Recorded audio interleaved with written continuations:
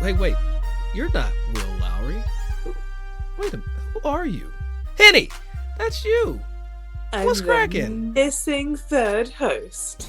Yeah, you missing? Yeah, I almost got some beef with you. Welcome in here, everybody. Beyond the Fairway, Henni Koyak right here. Will Lowry's gonna step in a bit later, but Henni, where you been? Because in my DMs have gone crazy. Like people putting APBs out for you. There's like, I ain't seen her. Where's she at? I was like, you know what? She ain't hit me back neither. So what's happening? You know what? I have to give props to you because this all began when I went on holiday to Sicily. It's vacation. That's a vacation for a vacation. And we've previously discussed the cultural differences in vacation protocol. And I made it very clear that in the UK, in Europe, when you are on holiday, you are on holiday. I am not contactable. Like you could send a flare up and I am not coming. So, which you guys took a minute to get your heads around. First time round, you were disgruntled. Second time round, you were so good with this rule that when I got back, I was expecting to hear from you guys, and then I didn't. And then I was cooking one night, and you're like, "Where were you?" Like that Ashanti video. Hold on. Let's clear. I gotta cut it. And she opens up the door, and the mom's like, "Where were you? Where have you been?" No, see, when you return from holiday, you're supposed to let people know that the time has elapsed and that it has concluded.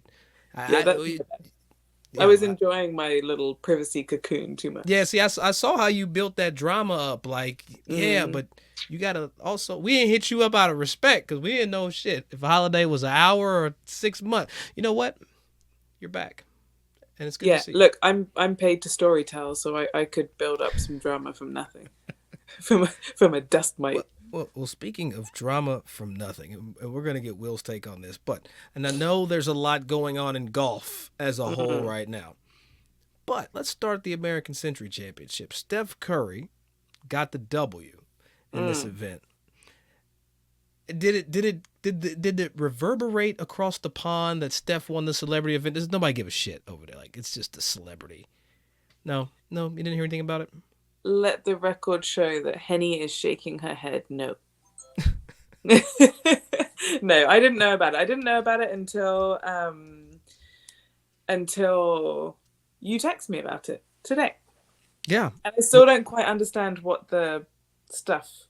Well, regardless of what happens, Steph Curry, in-season athlete, went out the American Century and got the victory. Now, here's where it gets interesting. And we're going to get to what people listen to, but I want to get racial for a second. Race. Because I find this interesting. On the American Century site, after Steph Curry wins, look, I was excited. I tuned into it. I even was texting people like, hey, man, there's never been a brother to win this or a sister. There's been nobody black to win this, right? Ever. 30-something years and change. 25 years of American Century, as the title sponsor. No black winners, ever. And Nikki B, you can go follow Nikki B. She's one of the social hosts of the event. After she caught up with Steph after the event and asked him, like, she said, Steph, in the history there's never been a black champion. Like, what's that mean to you? Especially as it relates to underrated and all these other things, which I thought was a fantastic question. Like, great question from Nikki. Like, I'm very impressed. One, that she, had the balls to ask. I love that. And then, and that she knew that she researched that to know. And then she spun that into Steph's efforts into, where Will is right now with the underrated tour. And I thought it was good work. But the comments, Henni, why you gotta bring race? Is he even black? How black is Steph? His mom's white. Steph is just American. And I know you're over there on that side of the pond, but you lived here as a black woman. I just feel like you got to recognize this stuff. And I appreciate how tactfully she did it. And then all these people went and burned her to the ground. Why you got to bring up race? It breaks my freaking heart, Henni. Yeah, I feel like, I had it in the wake of the George Floyd murder when I was there, and I was speaking out a lot within the golf arena, and Golf Digest was brilliant because they were giving me a platform and they would put the like quotes with images and stuff on their Instagram, and like the comments are just terrific. I just feel like twofold. One, people can be faceless, what they feel, and two, and the other side of it is perhaps that might not be exactly how they feel, but they're just like that what's what I'm looking for, like a squad mentality where they're like, yeah, you know, the amount of times I hear people say, who I know are like they're good people, they don't really, they wouldn't, I knew they wouldn't discriminate, but they go, oh, this woke stuff, this woke media, this woke. And I'm like, you can't really like. It's just frustrating though. It's super frustrating because it was like, it's one of those things where it's like, okay, we celebrate Jackie Robinson and Charlie Sifford and all these firsts that have played in these leagues and these efforts, and then we get the first African American champion of the American century in Steph Curry. Congratulations. And then this whole motion of divisiveness. It's not a race. It doesn't have to be divisive. Like, you know what I'm saying? It's something that can actually just, hey, there's a brother over there doing his thing. Shout out to the homie. Like, or look at so-and-so over there. Like, it's not just because someone says that you're the first black or the first female. It's, you know, they use this mob mentality, and it's just, I don't know. I thought it was a good moment, a great question, good journalism, journalistic instincts. And for people to, like, she was affected, right? She was affected by how these people just straight attacked her. Yeah, because she wouldn't be like, we're used to it, right? Yeah, like, I'm used to it. Right? No big deal. Like, all right, fine. But it is a shame. You know what, though? I feel like we are almost like singing into the wind sometimes, but we're doing it for the next generations. Like, it's not for this generation. No, it's not. This generation of golf fan and golf person, I'm not going to say everyone, don't want to tie everyone with the same brush, but like those comments, those people that feel that way, they're not going to change their minds. There's nothing that you can say, I can say, Nikki's going to say, it's going to change their minds. But I am genuinely excited for like the next generations coming through, because I feel like they're different. They think differently, they feel differently on a variety of different topics, from like body positivity to inclusivity in LGBTQ to diversity within different people or gender or like whatever. They're just so open-minded and inclusive, and I think they think of themselves differently. Like, I have a 2.5-year-old who's can tell me how she's feeling and asking how we're feeling in the morning, and me and Ben, my husband, were like, oh, that was super cool, it's actually been really helpful for us, and that like it's just really cool. So I don't like to get disheartened by it. Yes, it's super annoying, but ultimately, my message, that message from Nikki, that's not for those people. No, you know what? And sometimes you just got to remember that. And you know what I've learned too? When nobody say that shit to her face or Steph's face, when nobody say that shit, it's so easy to be faceless. And it is. It's petty. But in the spirit of keeping things moving, because I know our listeners are like, really? They're going to do that right now? And I'm kidding. Our listeners are gangster. Like, our community is dope. But you have been covering the Open. It's funny because you had sun on your face, and now I can see it starting to go to bed. So I don't know what time we got over in your neck of the woods right now. But let's get into it. You've been on the grounds already this week, Henni. We got a major championship this week, the Open Championship, Royal Liverpool, there in Hoylake. You've been on the ground. Tell me something that we don't know on this side of the water right now. These greens, they are, according to Joey Lacava, the best Open Championship greens, condition-wise, he has ever seen. Joe's on the record. All right, Joe. Yep. Best greens. Okay. The best condition Open Championship greens he has ever seen. Let's bear in mind, he's been caddying for Freddie Couples back in the day. Like, he's been out at... You called Joe old. You did. No. Wise. Okay, Joe is wise. I'll take wise Joe. All right. Joe's seen a lot of things. Yeah, this golf course, I think it has some teeth. Everyone's talking about 17. I haven't been out there on the course yet, but everyone's coming in on the driving range and talking about 17. How that could potentially, you could go into 17 with a 3-shot lead. and you could blow it. Like that, there's a front bunker apparently that's just brutal, and it's an upturned saucer of a green, and that's going to be really tough. So I think there's a few places in this golf course. Bunker avoidance is going to be key. The conditions incredible. The general feel. Hold on though, the view at 17 is kind of like beautiful from what I recall. It's the par 3 got the ocean. You can plays 180 degree opposite direction of how it went in 2014. It's gonna be a situation. Yes, I agree. I think it's going to come down to it. I think there's going to be some drama at the end, which I love. The general feel, I've been sort of positioned on the driving range so far. So I've been chatting to a lot of the guys coming through. Everyone's super relaxed, either coming from the Scottish Open, just recalibrating. I always call Monday, Tuesday calibration days. Okay. How far are the two places? Do you know?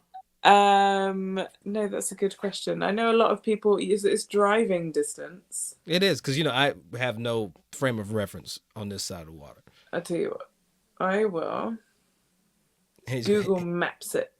Henni's hitting them Googleations up.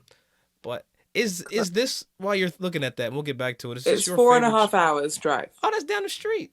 Yeah. That's a quick down the street. Somebody took a private jet, though. Let's just be honest. No, surely not. Somebody. I don't know who it was. That's gonna be my next question. We're gonna research that. Who flew? Who in the world? Because you've talked to celebrities, you've talked to players this week. Who got the swag though? And that's where we got to finish this off. Who got the swag that can go ahead and bring this thing on to the other side? I had a good chat with Rory today, and he seems super chill. His head's in a great spot. He's chilling. He's confident. He's cool. Who else? That's one. Bryce. Rory. I was talking to Bryson. Bryson. Either one of the two.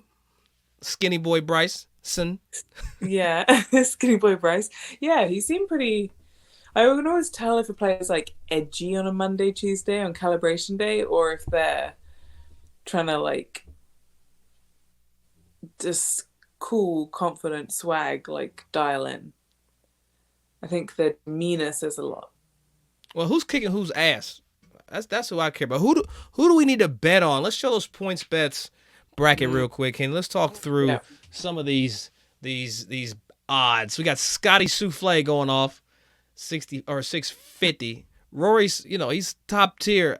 I like to look down the bottom and get messy. I don't know if Terrell Hatton can really come down the stretch and close it out. Souffle.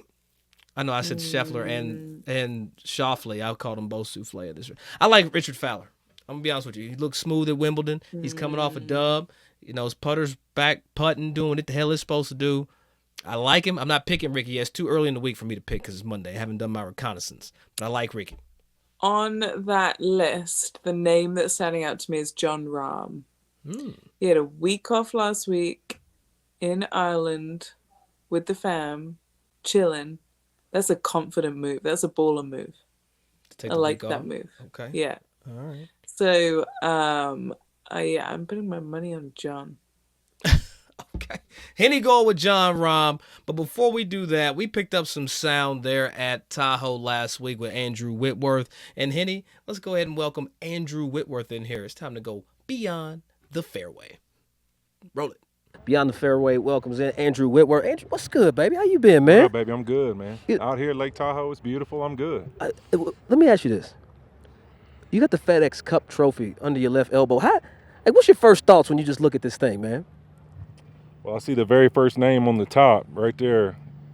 That right there, Tiger Woods, man. That's unbelievable. I forgot about the Bill Haas. That's the one that surprised me. In 2011. I wouldn't have guessed that one. I forgot. Yeah. Who else? We got Billy Horschel, Sneds. Sneds won. It's right, 2012. Yep. Yeah. Gee whiz. Rory. 3 Wood, Hendrick, Stinson. Yes, sir. So now when we talk about, your involvement in golf, obviously I've seen you over the years. You've gotten better and better. Do you see yourself at the end of this, championship holding up a trophy? Not saying the FedEx Cup trophy, but do you see yourself holding up the the ACC championship trophy? I think keeping it realistic, it's one of those things I'm always chasing. But I know that I got work to do. I mean, there's a lot of these guys been done for a while, been done for a minute, and been grinding their game. So I've always got respect for people put in the time. So I got to get some work in. You know, we got to have a couple breaks go our way to win it anytime soon. But right. It don't mean I ain't chasing it. I love it. And so I would imagine, like, you know, when we get closer to, you know, this date that we always have on our calendar, does the practice ramp up a bit? It definitely does. I mean, especially first year in retirement. You know, I've been trying to just get in with the kids as far as coaching all their leagues, doing all that. So I was telling people I feel like I played more golf while I was playing football just because I had such a schedule. Like, you know, I kind of built into what I did every day. And now it's like, you know, I'm Uber driver doesn't get paid basically, you know. So, but it's, you know what I'm chasing. I'll be the first O lineman to win American Century. Like, come on, represent for the big fellas. I like that. You got to do it for the big fellas. You got. I'd appreciate that. But it's funny you said something interesting about first year retirement, because we've talked to a lot of different people on the pod, some that have retired, and it took them a while to find themselves. You've stepped into broadcast and family man. Like, how has retirement kind of been for you? I think I'm learning the word no a little bit. That word I'm trying to figure out, because while you're playing, you got all these built-in excuses, right? You got work, you got all these things like, man, I got to be at OTAs, I got to be training camps. You got a lot of built-in excuses. Now everybody knows you're free, so you can get asked to do a lot. They know you ain't got no job. Yeah. So, like, what I mean by that is just you're kind of learning, like, what do I really want to do? What's valuable to my time? What's valuable for me that I want to get into? And then also what means the most to me and my family. And so I think finding those things has really been what this first year has been about. You know, different, whether it's charity work, whether it's, you know, helping guys out that are doing certain things. You know, anything stuck with you? I've talked about golf and that kind of thing. Anything kind of stuck with you that you've been doing that you like, you know what, this is kind of my jam, I'm gonna stay over here with this? Well, one of them is the game of golf. I love the game of golf. I think it's so important, and so many young athletes that I've helped in the NFL get the game for something to do in the off season, and just for a place for them to kind of find something else to chase and do. And you live in a world where you're so highly competitive all the time. All of a sudden in the off season, you know, you're bored, you're looking for things to do, and a lot of guys, that's where it leads to trouble for them. Not just necessarily in like going out or doing something like that, but just your mind starts to wander and you start to be on your own, and you know, and you self-doubt, all those things. So to me, getting out on the golf course, chasing something you're trying to be good at, that feeling when you hit that shot that you've been chasing to figure out how to hit, I mean, there's nothing like it. I already know your next question after he said that. I know where you're about to go. No, I'm not going there yet, but I wonder, like, from the transition standpoint of, all right, I mean, usually from the chronological standpoint, you know your dates. Like, you know your dates, but this time you're not approaching these dates in the same capacity as you were 365 days ago. So, you know, how are you handling that from a mental perspective? Like, yo, I am free. Like, yeah, that's been the toughest thing. I think literally in the last 2 months or 3 months maybe, I've kind of figured out, like, wow, okay, I can actually do whatever it is I want to do. Like, and that's been really harder to, like, I guess, come to grips with than you really think it is. You feel obligated to do a bunch of things because you've always been that way, and then you start realizing, like, no, I don't have to do any of that. You know, what do I actually want to do, and what do I want to put my time and energy and effort into? You know, I saw you at the Memorial tournament, you know, presented by Workday, and I kind of feel like, you know, how you move in the game of golf. I mean, you kind of getting that Larry Fitzgerald type vibe where you become America's guest. Like, so are you getting asked just with bigger clothes on? I feel like you should probably share your clothes with him, though. Yeah, I mean, besides, you know, his Brazilian butt lift, and besides everything that he had, you know, how has golf been an asset when it comes to the, you know, maybe the business portion, or, you know, it seems like we all know that golf is somewhat of a social and culture capital. Yeah, I mean, it really is, and I think it's one of those things you realize how much.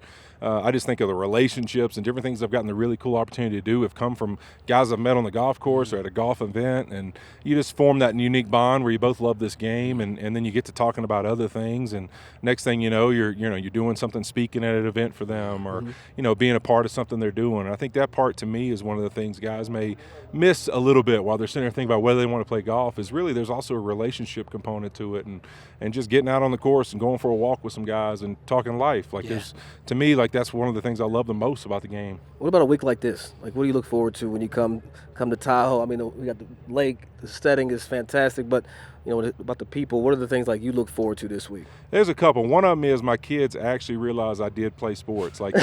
So we was waiting today to go, and I went the wrong way, so I had to come back down the line. And like Steph and Aaron Rodgers, and everybody's saying what's up, like stopping their car, give me a little hug. And my son Michael's, he was riding with me. He's just looking at me like, "Dang, you know him?" Like, "No, you know him." I'm like, "Come on, man." I mean, Mike, yes, I've met these guys before.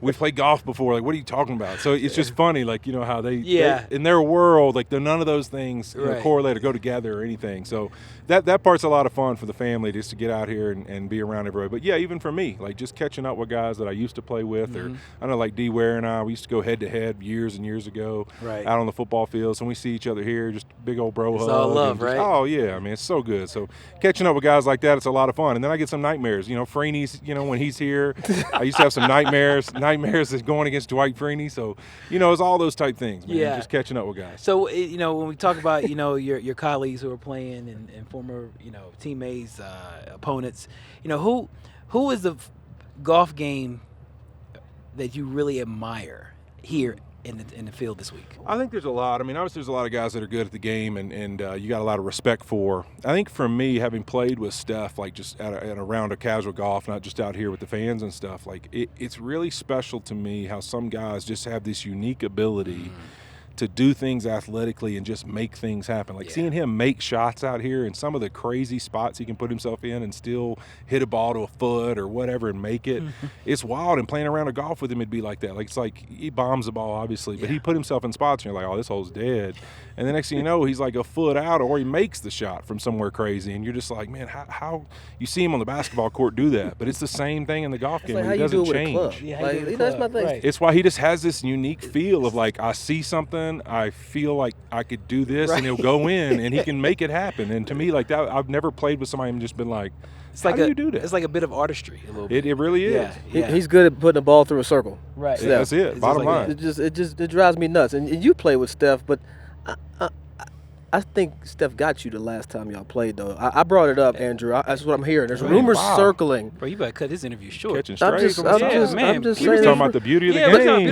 But I just got ugly real quick. Dark. No, look, Will beat the brakes off me with my clubs when we got off the plane. Yeah, we did play. It was, and look, I'm beat the brakes off me. I did. That's what so I did. I had to try to get him back in this kind of format. You know what I'm saying? I get it. Brett, I can't thank you enough for stopping by and spend some time with us, man. And I know you got one more day of practice, right? Hey, one more day of practice. That's real deal. No more practice. You can't get burnt out though. Like it happens. You here. can get golfed out by Thursday, and then you're like, oh shit, I got tournament. I got 3 days again, tournament. Learning the word no. I've played in every one of the pro-ams all week, so I'm gonna be golfed out by the time I start walking this thing. Hold on. So this is a Wednesday. This is Wednesday. Today's a Wednesday. I'm 3 rounds in already. Yeah. So. 3. I'm done. I'm cooked. Now I'm on the point of you might as well play enough to play bad and then start playing good again, right? This man is going through Q school hell week. Right. He about to go get an ice bath right now. Just to recover from all this week. Well, shout out to Andrew, man. We appreciate you coming right here. Appreciate it, brother. On the Fairway with us, man. Golf Channel, NBC Sports. Yes, sir. My guy, and our other special guest, the FedEx Cup. So appreciate y'all. I'll tell you what, Will. I've sat next to a lot of people in this world, but I'm glad you was next to Andrew because that's a big bruh, man. That's a big dude. He got shop at that. What's that store? The Big and Tall. He damn sure got shop there. He can't have nothing designer. He looked like he was a lead off of Viking Quest. He just that's looked show like with Johnny Drama on with Entourage. That Johnny. Yeah, that's it. Show? Viking Quest. Yeah, okay, there you go. Yeah. He just like he was a lead on Viking Quest. I'm glad you caught that one. Hey man, But, it was a reach. It was a reach. But sometimes some people catch it. But I tell you, it was kind of dope seeing his love for golf. Somebody that big that is used to physical contact, that is used to, solving problems with his hands, and use a barbarian type methods to come to a solution. Alleged barbarian efforts. Shit. I mean, when I be seeing those guys on the gridiron, that's barbarian. And the fact that he loves golf, the fact that he's trying to get better, he's practicing more. I mean, I'm interested to see how this transition, goes from next 365 days. From the last 365, he's gotten better now. Yeah. I'm not gonna call him a scrub, but he has scrub tendencies, and now he's showing that there's some light here for him, and I think that's probably the hardest part. Like, especially playing golf at this level, right? You're at the American Century. This is not your field of purpose. You're out here having a good time, interacting with fans, and you realize that you got some work to do, and you take that work, and that retirement actually, it helps out just a touch. Yeah, I mean, shit, it's got to be different because he's not like on his schedule. Typically at the American Century, you talk to all the active football players. They're like, we got 10 days, we got 9 days, and it also tells you how fun and how important American Century Championship is. Give a shout out to the John Miller and Mike Milthorpe and I'm not Mr. shouting. Quinn. No, I see you trying to be politically correct right now. And I hear you shouting out their work for what goes on, What the people are you see talking on about? TV. First of all, Mike owes me us an apology. Let's just put it there. I'm not gonna go into the story, but yes, Gary Quinn and Mike Middle. No, Mike, we need to have a conversation before I give you some flowers. That's all I'm saying. Insert PC response right here. Go ahead, Will. Do it. No, I'm gonna get away from the PC response. Okay. Oh. All right. I'm not sure if American Century know that we're there to help amplify that event. I don't think so either, man. I'm trying to like Doug, that event means a lot to us. Does. A lot of our friends are out there playing, and I feel like at times they treat us like we are the enemy. But we want to magnify, help sell tickets. We want to amplify that event. I agree. And and obviously there are some touch points that they have, and that they have brand loyalty when it comes to fans being loyal to the activation or the overall experience. Yeah. But we're a different side of NBC too. We have people that we can activate to get out there and may want to make a trip to American Century and may want to be the liaison to want to try a new experience. They may not be touching all the markets, and we have a certain set of markets that we can touch to help amplify that event, sell more tickets. That's all I'm saying. And sometimes it feels like we may be the enemy more than. Yeah, it's like we in the way. It's like, they're over there. Y'all, hold on. Didn't you guys have your little piece of grass where I put your chairs on? What do you mean putting green? What do you mean driving range? What do you mean interact with the celebrities? What do you mean? What are you talking about? Here's what got me, and I'm gonna call him out, and I don't care because this is who I am. Ooh. I just would have appreciated, in a sense, Ray Allen invited Will and I out. Me and Ray had a little beef. I'm gonna post something so y'all can see it. I took some money from Ray, but we didn't play in the same group. But the money that he had in his pocket got in my pocket, but he didn't get to look me in my eyes. It was a very weird conversation. We got it on table to show it. But did I play in the same group as Ray Allen? No. Were we in an overall game with multiple groups? Yes. Money exchanged hands. So me and Ray was on the chip and green. We was kind of beefing, going back and forth about this very topic. It was actually kind of heated, and Will receded. That was your move this week. You just left when shit got upbeat. You just left. But because I almost got arrested at American Century, Doug. All right, let me finish. Okay, we got a lot to unpack here. But Ray invited Will and I out around where there was nobody on the golf course. Will and I, doing our due diligence, actually requested permission. PR said, sure, go out with Ray. That's fine. I even went back to the hotel to get my clubs, Will. Got back. This is where I'm mad at Mike. He could have gave us a soft no. I'm good with just a no or a decline. Hey, guys, I don't think that's the greatest of ideas right now. No. Mike, you said hard no over the intercom for everybody to hear. That was rude, and I don't appreciate it. You could have whispered that in my ear. You could have told somebody else. No, you told anybody with a microphone and a radio. Hard no on the Beyond the Fairway guys going out to play with Ray out. It was rude. That was rude. And I've been in therapy lately, so I'm saying this to you, sir. That was rude. I didn't appreciate it. I could have had a soft no, and I would have handled that a lot better. That's all I'm saying. Well, I'm used to being a villain at American Century. Like I'm used to doing stuff that I didn't know that I was trying to do at American Century. Like impersonating Kyle Lowry. I almost got arrested 2 years ago. The cops, the violent. See, this is how I think it goes down. I think And I'm gonna connect the dots. I think upper management, Mill Thorpe and those guys, tell the volunteers this is hard something and not really taking a case by case basis, right? And what I mean by that is because, after my experience of, having the caddy let me give you a situation. I'm gonna go too deep. So 3 years ago, I was caddying for Seth Curry, right? Caddying for Seth Curry, and there's a guy, there's a I can say boss man, whatever, and Seth Curry group in our group. He was caddying for Seth while I did my NBC Beyond the Fairway due diligence, right? The first 3 days we did our interviews, et cetera, Beyond the fairway. Yeah, and then you switched. Then you switch hitter. I switched to caddy. You Caddy were duties. media, and then you switch into caddy duties. Caddy duty. Yeah, yes. understand. So making sure I got it. The gentleman had the caddy badge of Seth Curry for the first 3 days. So when it came to me caddying, my NBC badge is off. I went to the front desk and said, "Hey, I'm here to pick up, my caddy badge because I'm caddying for Seth Curry." And the way this volunteer looked at me, it said, "We got you." She gave you the big booty stank face too. Oh man, we got you in a lie. We caught you in a lie. And I'm like, caught me in a lie. Why lying about what?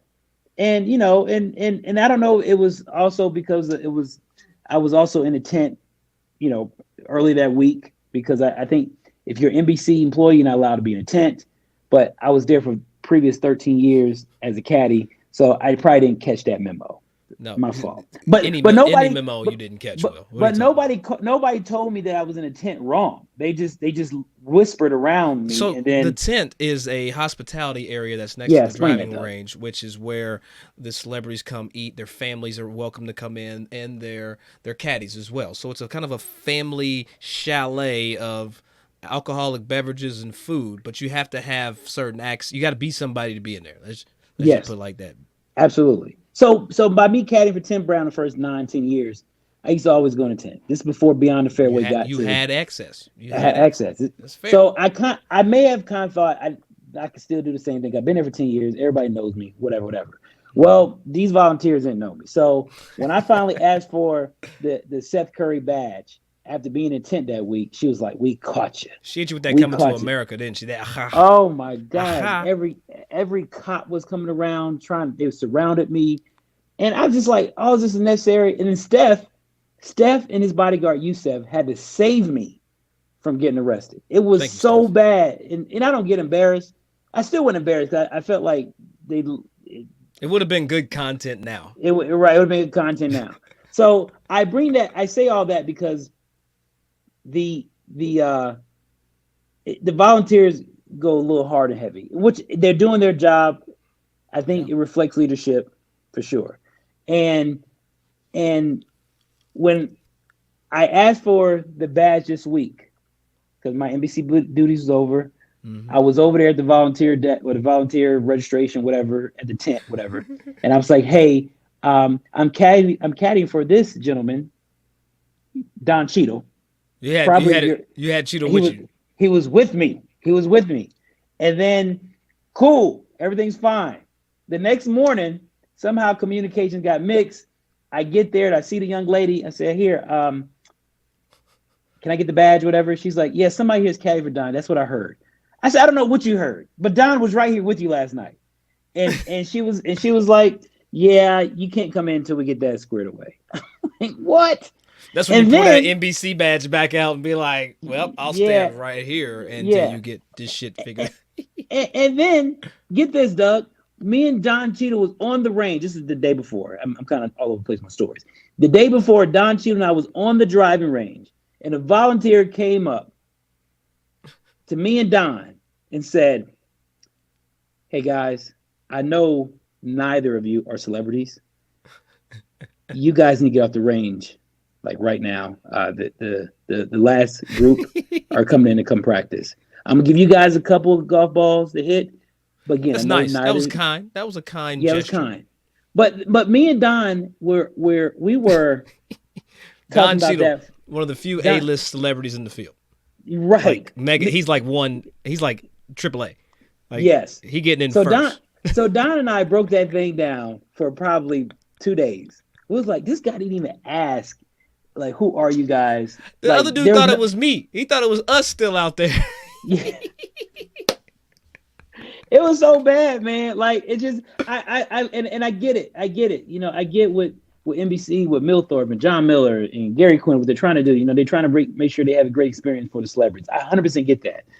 But it just, the volunteers, man, I don't know. Do you give them a booklet with a face on it? I don't know. I don't know what to do. But either way, man, it was a good weekend, especially with the Steph Curry winning in the fashion in which he won. You know, goating, as I like to call it. If it comes down to this man with a ball and a circle to put it through, I'm betting on Steph Curry. I'm betting on 100%. Steph Curry. If it's coming down on the line and he got to put a ball in a circle, that's who I'm putting my money on.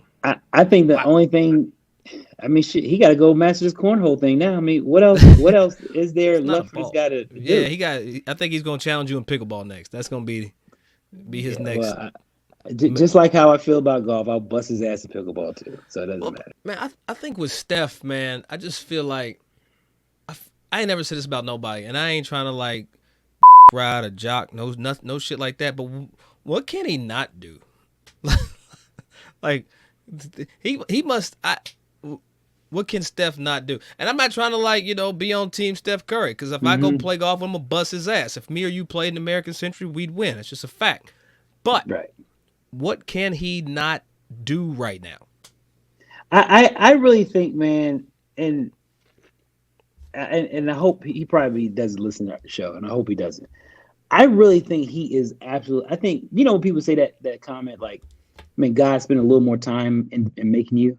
Like, I really wholeheartedly believe. Like, this is not even no LOL, bro.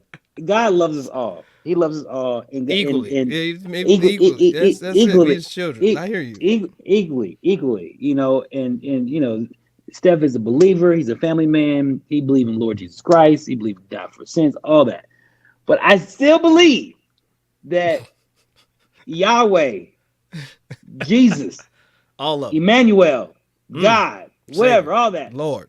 I believe he just spent a little more time. That time could have been a little more second. I don't, he could have been 100 years is a day to God, I think it was in the Bible, something like that. He's been a little more time with Steph Curry. So shout out, man, to them. The celebration was dope. Shout out to the caddy Jay Rich for navigating Steph through that tumultuous time. And I feel like there were moments though where we really can't give Jay Rich too much credit, and I'm gonna tell you why. Because there were some moments where Steph was just like, "I got it.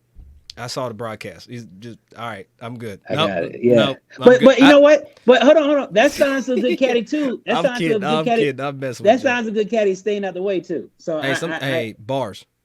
That is a sign of a good caddy. Bars. Yeah, that's well stated. Sometimes you got to speak up. Sometimes you got to sit down. You stay out the way. So shout out to them. I'm really happy for those guys. But here's the thing, though, Will. Let me spin the coin here. I talked to Henni about it on the front, and I didn't know y'all did a front. When did y'all do the front? We did the front when you didn't decide when. Look, for people that don't know, we talked to Henni earlier on the front of the episode. There's about a 6-hour gap between recordings here, between their schedules. I'm the one at home that doesn't have anything to do, so I'm just in here chilling, waiting on Henni and Will, and that's why this looks like that. Anyway, Will, but as great as Steph is, there was a moment where Nikki B, a good friend of mine, had a chance to catch up with Steph after the event. Let's just go ahead and run this interview real quick, just the first part of it, Cole. You're the first African American to win this tournament. How does that make you feel? I mean, it's a tremendous honor, accomplishment to know the mission I've been on in terms of creating access, equity, and opportunity in the game with all the other things that I've been trying to do to help the next generation. This is a small kind of reminder of the validation of like getting clubs in the kids or in the hands of black and brown kids, boys and girls earlier, to get them access to the game, because there's talent there, and I was blessed. My dad played in the league. We had the resources, the access to play since I was 9 years old. And everything that I've been doing is, in terms of promoting the game of golf and trying to bring, energy to the game is about that mission. So for all the people that maybe watched this tournament just because I was in it or, saw a highlight or whatever it is, it's hopefully creating inspiration that, maybe the game of golf is something they should try. And we know how much it creates community. We know how much it helps you on and off the course in terms of developing character and life skills and, networking and all that. To know I'm the first black sports athlete, whatever you want to call it, to win this tournament is just another reminder of how important it is to keep doing what we're doing. That's right. You know Okay. what? Good for So, Steph. well, I like the question. Let's start there. I like that she asked the question or posed the point. You're the first black man to ever win this thing. Will, when we were watching, well, you weren't watching. I was broadcast texting you yesterday. When it came down the stretch, what did I ask you? As relates to about who's won this in the past. Yeah, it hasn't anybody black. I asked And Will basketball Lowry, I player. said, has anybody black won this tournament ever? 36 years this thing's been going Yeah. on? 36 years.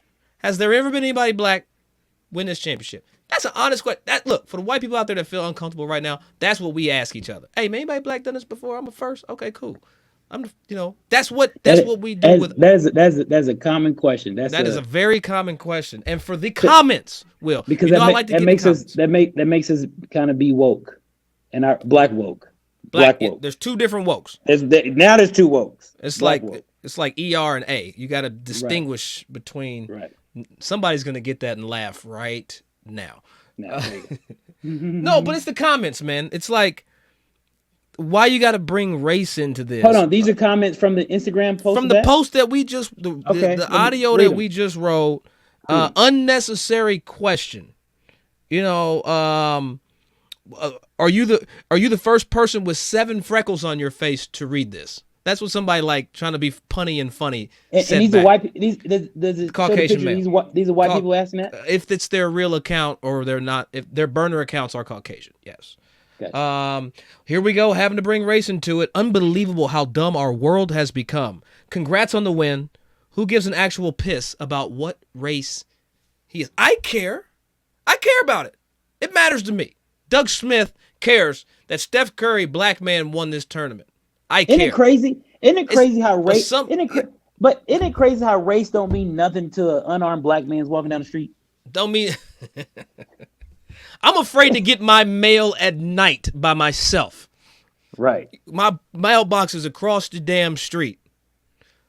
I'm sorry. I'm a black man walking across the street trying to get some mail. Yeah, that matters to me. I don't get freaking hemmed up for trying to just see who's trying to say what's cracking. Don't get me started here. This, you see, I'm about to say some crazy shit, Will. You about to. This about to turn Beyond the Fairway on BET. We do not need that. I'm just saying, man. But like, it matters. There's black and brown kids out here that need to see Steph Curry, that want to see Steph Curry playing golf, that want to see you and me, and that want to live in. Look, the worst thing anybody can do out here is to say I don't see color. That's the most disrespectful thing you can do to a person of color. I don't see color. I don't see it. No, I need mother flipping mind. I need you to see. I need you to see my what I've been through. I need you to see it. Respect. And then you can understand where I come from. Now it may give you a better position of where I come from. But I think it's so necessary that people realize that Steph is the first black man to do it, because that creates a cultural touch point. That's a cultural milestone right there. And if we're trying to grow the game, and I say the saying all the time, you can't be what you don't see. Let that be made known that this is the first black man to ever win a white celebrity golf event. Well, it's not a white event, Will. It's a celebrity event. It's not for white. Look, here's the thing. We commemorate Jackie Robinson. We commemorate Charlie Sifford and every other black athlete that has ever done anything in anything, right? The first black to do this, right? But Steph Curry wins the American Century Championship in 2023, the 36th or 34th winner of the event. and somehow we're not allowed to call him black, or it's too woke, or it's whatever the hell it is. I'm proud. I think when you're loved by both black and white so much, you turn into it doesn't matter. Like, hold on, here's my favorite one. Can I read my favorite one? Go ahead. Why bring race? Why bring in race? Completely unnecessary and a dig to African Americans. I did not know that. I just learned something by someone's thumbs just now. Well, that's another well, he's trying to have you be woke, Doug. Yeah. And I'm pretty sure this is a burner account. And I'm gonna put it out there. Christina Soto Little. I'm pretty sure you're a burner. Just making sure we put that out there. We gotta call people out. Anyway, I don't get it. But on the closed side of this, we go across the pond, Will, and we got the Open Championship. And I will say this. It's Monday. This will come out Wednesday, excuse me. On the day this comes out, I will be way better versed to speak about who will win the championship. We can take to our socials for that. Henni said, quote, Joe Lacava made a comment, these are the best greens he's ever seen in an Open Championship, ever. Best conditioned greens, ever. Joe Lacava. Not me, not Henni, Joe Lacava. Henni picked John Rahm to take the championship. Colby, you still got those odds back up here? Let's see if we can throw them back up here. All right, here we go. Scotty Scheffler. And yes, if you listened to this episode 40 minutes ago, I did the same thing with Henni. Now I'm doing it with Will. Will, here's top 10 right here. Of the people here, I said I like Ricky Fowler.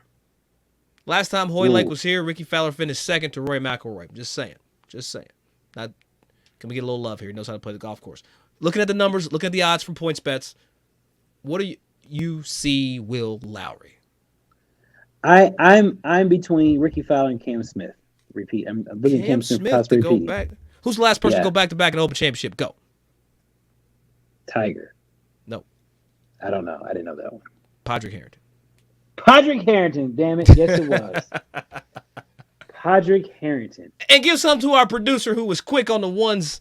Well, you didn't have the twos, Colby. We see you typing there. But yes, Padraig Harrington, 07-08 Open Championship. So was one of them wasn't John Vandervelde. Was it? Who was? Did you say John Vandervelde and win in the Open Championship in the same No, sentence? I didn't say John Vandervelde won, but did Padraig beat him in the playoff? Who beat John Vandervelde in the playoff? Paul Lowry. Paul Lowry beat John Vandervelde in the playoff. Paul Lowry. Yeah. And that was years before. That was years before. Yeah, that was years before. I got almost 10 years prior to. That was way before the financial crisis of 08. Yeah. Way to get out of that. Way to moonwalk. Mr. Jackson, you know what? Look, I talked about Terrell Hatton. I did successfully call Victor Hovland to win the Memorial Championship this year. Bruce Cupcake. Bruce, I think he's going to play well. Cam Smith's talking about, don't worry, mates. We're going to have some more beer in this claret jug right after this week continues because he's planning on going back-to-back. I like Ricky. I love that talk. I like to talk, too. I do like to talk because, hey, if we look at the LIV guys' performances over the major champions this year, they've been more rested and they've played better than all of us thought they would have. That's just a fact. I can't deny it. I can't deny that. So we'll see if a lighter schedule prevails this week. I do know one thing about Hoylake. We need wind, Will. We need wind for this golf course to be successful. And, man, look, we've had people listen to us for about 45 minutes right now, and I appreciate it, Will. I'm going to let you just have it. You can go wherever you want to go, but I have made all the points in this episode that I'm going to make today. And if we want to talk some more, I'm happy to do it. But I got a sleeping baby that was supposed to be up at 3:30, and it's almost 4. So I'm going to have a late night, but I'm here for you. Go ahead. We are here in Vegas on our third stop on Underrated Golf Tour. We are Paiute Resort. Let's go. About 20 minutes outside the Strip. And we are excited. Who's we? Here as we, just everybody here on staff. We really care about these kids, man. We want to make sure that they are in best position so they can, get discovered, so they can fulfill all their golf dreams and everything. But I tell you this, man, we are geared up for an exciting finish. You look like you're excited. I need to go. Tired. You look like you need a nap. I need one power nap, and I'm ready to go in this hot sun. It's 122 degrees, Doug. I'm in Arizona. Degrees. The hell are you talking about? It's down the street. I know. Sorry. Let me say this to everybody out there. This is my PSA for the. Then I'm done. Air conditioning compressors should be covered under your car, auto, warranty, whatever car insurance you got. If your air compressor goes out in that motherfucker, it should be covered under my car insurance. I shouldn't have to get hit by a motherfucking semi-truck before I can get the damn price less of my deductible. 117 and my air compressor went out. It just said, F you, Doug. I'm out. Very pissed off. BMW told me 7 racks. I'm like, oh. $7 grand? I need a grant. Can I get an underrated grant to get this shit fixed? Hold on. I don't want to talk about it. No, I'm done. I said I was done. I came back to say this shit. I got a question. A compressor is more than a Cadillac converter? I don't know, but it's a BMW, so there's multiple pieces. It's like this bitch is like a Decepticon. This bitch has got 17 parts that all do some different shit, and I got to pay for the joists and joints and struts and all kind. Pray for me, Lord God. Let me tell you something right now. I've had a BMW for 4 years. I might not have another one after next week. I promise you that. I might have to go back. I'm going back to Kia. Dog. You got to pray until NBC picks us up until we get started getting fairly treated American Century. I'm going back to Kia. Oh, you better move. You better get you a damn Kia Sportage in that case. Hey, that lady grabbed my credential on the range and was like, "You need to be over there." I said, "No." Oh, that's right. We had another situation I moonwalked from, wasn't it? Yeah. And that was one where you smooth. You exited stage left. But you got let the crowd, you got to let the audience know I ain't scared. It's just that I'm just scared of American Century. Yeah. Because every time I do something, it's escalated and I ain't had nothing to do with it. So I on back on to where I need to be. Yeah, you did. Look, that lady walked up to me and touched my credential. Like, let me tell you something, lady. If I ever see you again, I'm gonna grab your purse and flip it around like this just to see how you react. That's about how I react. I almost hit her with the. You ever see the white lady across the street from you tonight and she got her purse and she clutched it, throw her nose up and walk away? That actually happens, people, by the way. It's happened to me a few times. It happens to Will more because he got dreads. Exactly, Doug. Doug, boy, we might get canceled this episode. Why not? Hell no. I'm ready for it. All right, man. We might talk to y'all after the. Is he we're gonna get canceled or Doug ain't got no air conditioning to get to where he need to get to? It doesn't matter. Nah, let me tell you something right now. I told my wife, I said, well, the amount of travel I'm doing, do we need 2 cars? Question mark. Oh no, it might save some money. Hey, you pay your car off or you lose it. Either way, it's like getting a raise, and we'll holler at y'all. Beyond the Fairway, it's Open Championship Week. Let's go.